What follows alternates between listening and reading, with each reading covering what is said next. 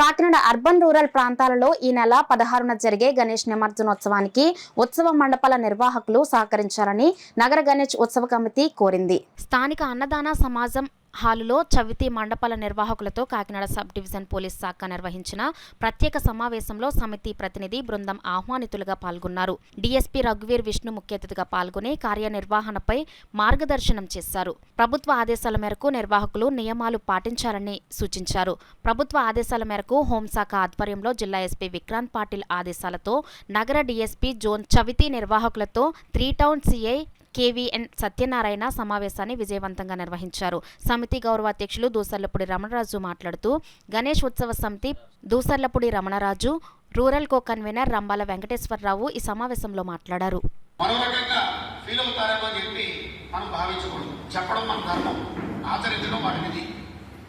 అట్లాగే ఈ నవరాత్రులు చేసేటప్పుడు పోలీస్ స్టేషన్లకి సంబంధం ఏంటి అని చెప్పి మనం అనుకోకూడదు.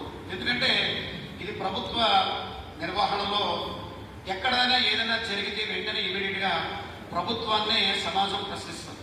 కాబట్టి ఈ బాధ్యత ప్రభుత్వం మీద ఉంది. కాబట్టి ప్రభుత్వ అధికారుల్లో ప్రభుత్వ శాఖల్లో ప్రధానమైనటువంటి శాంతి భద్రతల విభాగమైనటువంటి పోలీసు శాఖ చాలా ఇంపార్టెంట్ అయినటువంటి విషయం.